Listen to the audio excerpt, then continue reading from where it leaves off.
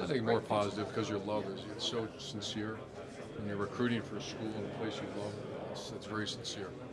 You guys brought in top 5 classes. Basically, I guess it's been here. How long does it usually take for you once they're in the program to kind of see or feel whether that's going to be Pretty quick. How, like, Well, J.K. Dobbins, Raekwon's the ultimate. He walked on campus, was a grown man, and played. J.K. Dobbins might be a close second. Walked in and played. That's so much of a maturity. So we have an idea, even through off season, I have my opinions of who's going to step in the play. I'm not going to share it because it's not fair to do that yet because now we're going to see how they operate with shoulder pads, helmets, etc. You can see the maturity. the 17 class, obviously, is part of that. It's going to be major. It could be even make or break in terms of what the season's like. General consensus that we're talking about together with the 17 class of Ohio State and so forth. 17, I don't want to lump them all together, but 16, 17, and 18 have been a nice run. I'm just talking about the overall, not just on the field, but everything. Guys are doing well, and they're just good people. And I see a team that, in a locker room, you have to kind of tell them to leave. And Coach Mick says the same thing. They just love being around each other. There's times where I've been on teams or been around teams that they come to practice and they leave their car running because they want to leave so fast. This is one of the group that they enjoy being around each other. Basically, trying to get out here is 14 season you guys want to play. 14 class of major fun. Oh, man. I haven't thought about it, but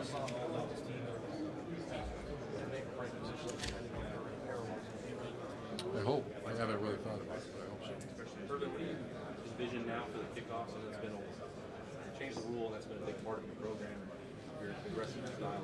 Probably had about a dozen conversations, and the thing to keep in mind, and that's what I always bring up when I always start the meeting, and I'll say, we're going to do this, and if we have an advantage, we're going to do it. So if we feel like we can return a kick against someone, we'll do it. If not, we'll do this. Kickoff coverage, same thing. If we can find a way to have an advantage, then we'll do it. I'm anxious to see what teams will do against us. That's what Coach Yano and I have been talking about. Do they just condense with us, or do they keep spread out and see if it's a kick that's not on target and return it? If it's on target, then just fair catch it. It seems like that rule change, it's no big deal, but that's always been a pretty significant part of both ways we talk about game coverage. Has that a significant impact on the program? I think to be determined. We'll see. I'm not disagreeing with the rule. I think it's very interesting, and I think this point next year we'll have that conversation about how it went. I think if we change your return. Same thing. If we have an advantage, we'll do it. Advantages are a missed kick. Maybe we feel like we're better than them in their return game. Those are two.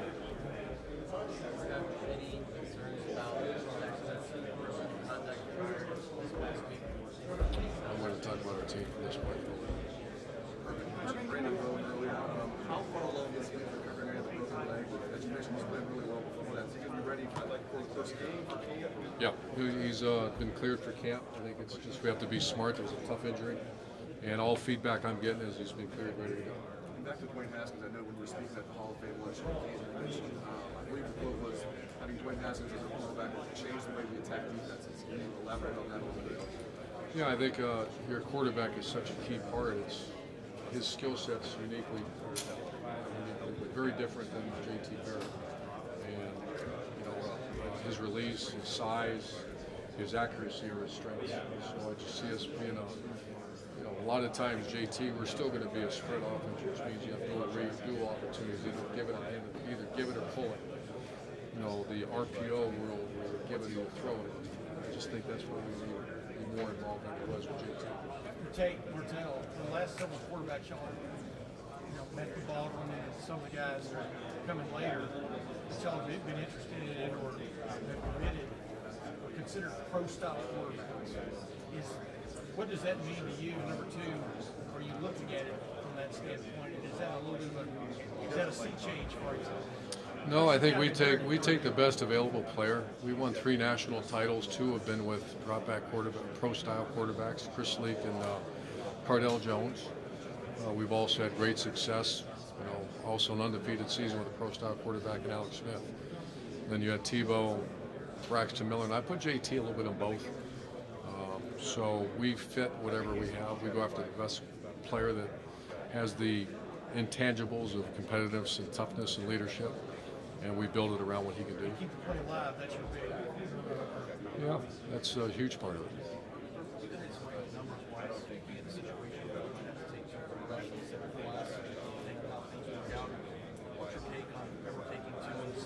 We've done it. I think we took a Cam Newton, Johnny Brantley one time, and it's not ideal. You don't want to do that. If you have to, we'll see what happens down the road, but that's not ideal.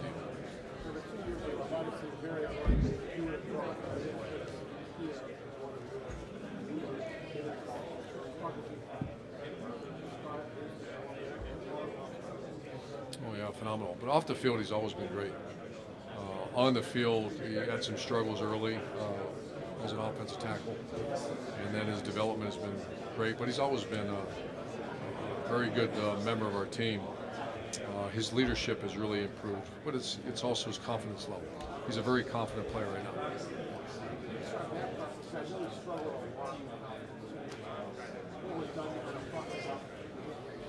It was just strength and development. The offensive line he's long-bodied players take a long time to develop. The short-body guys are much easier to develop, but you're talking about 6'7", very long guy that was weak and fundamentally a little bit of a Bambi when he got him. So just confidence and development as his physical skill set development. What is the key to developing a young quarterback?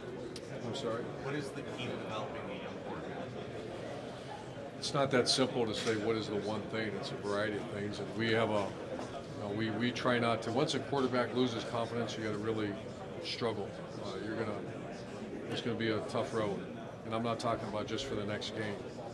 And so very cautious about bringing him along and doing what he can do early. And so that's something that we look at very closely, among the other things. But just make sure he doesn't lose that confidence, because quarterback's a tough position, obviously. Urban, Coach Haskins described the ability to run JT as get out of jail free card. So whatever way you did it. What is your comfort level with playing as a JT to be out here right now? Not the same as JT, but enough to do what you got to do. On the outside, it seems like it would be almost pretty drastic change. Obviously, JT was great at it. What's Dwayne's comfort level? Not like JT, but he understands that's a part of who we are. We'll always be a little bit of who we are. The get out of jail free card might be a quick pass or a bubble screen or those type of things. So that's all to be determined. Urban, last year, Penn State, you guys played this top 10, top 5 showdown. Great game, one game, and then both teams lost the following week. Is that a lesson? With the strength of the division, everybody talks about those 4 teams, but how did you use that as a lesson that a hot hope? Well, it's also our conference. It's top to bottom. I've had a great conversation with some of our colleagues, and I don't know if the Big Ten's, you guys have been around probably longer than I have in the conference. I can't imagine it's ever been like this. And maybe you can say, well, sure it is, back in 1970, top to bottom. That's an excellent team we played that day in Iowa. Now, maybe they weren't excellent the other days, but they were a very good team. They should have beat Penn State as well. So it's a lesson learned, but it's also respect to our opponent. You got to prepare and play every week. And we've been fairly good about that. That was a bad speed bump. And does Scott Frost add another dimension? Sure. You've been monitoring his Not many people have done what he did. I admire what he does. I admire the way he goes about his business. And the little I know of him, Nebraska's got an excellent coach.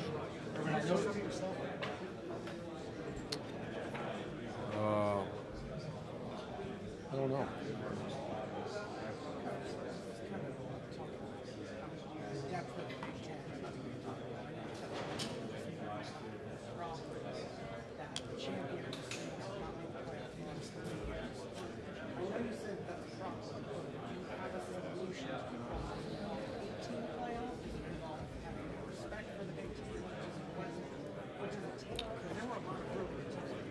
Yeah, and they're 7-1 in bowl games, and you kind of feed. That happened in the SEC too. You start playing, great teams play each other, and someone's going to lose. And is the goal of the Big Ten to get a team in the college football playoff, or to satisfy the television? They want to see great teams play great teams every week. What's the goal? Those are conversations that are being held at the highest level of our conference.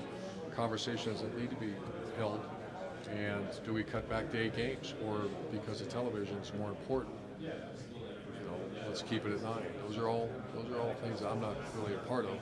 But people need to be having those conversations. 2 years ago, you made the playoffs. You had a really tough schedule. You had all the conference. Last year, you put it out conference on his chart. One conference and 2 losses.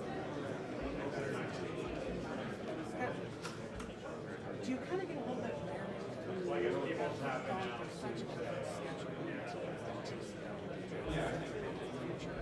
You kind of look at that and say, maybe we should have scheduled such a stuff on a non-conference, or you more? I don't get involved. I tried to do that years ago, and I just let Gene. We've had our general conversation about 3 or 4 years ago. We visit once in a while, but the conversation always play a marquee team, and we go home and home with them. And I agree with them, but I think that's a conversation to be had. We haven't had one recently, but I'm sure we will. I mean, I know sometimes the big picture reflection is hard when you're in the middle of it. I think this is as good a time as any. You had 6 years in Florida, you have 6 years now in Ohio State. What do you think of the first 6 years at Ohio State? Oh, it was awesome. It was great. I do look back once in a while, and I see our former players come back from a situation that was not any blame placed anywhere, but a program that was struggling for a variety of reasons, and to see a team that came and won 12 games, and then had been in the hunt every year for the championship. It's been awesome. I want to make sure we continue to make the program one of the top of the country. Is there any challenge? So you're at a point now as a head coach that you've never been at for 7 years. Is that only a positive because you have all this experience at the school now, or is there anything on the other side of guarding against making sure, I don't know, not getting stale, but just that you've been around for a while now? What's the balance of that? Yeah, Lou Holtz and I have had many conversations I'll never forget, and there's so much truth that building is excitement and energy, and maintaining is fatigue. And I'm trying not to let us get into maintain mode. Florida, we built a monster. We won 2 national championships in 3 years. 3 out of 4 years, we won 13 games. And the expectation level goes off the roof.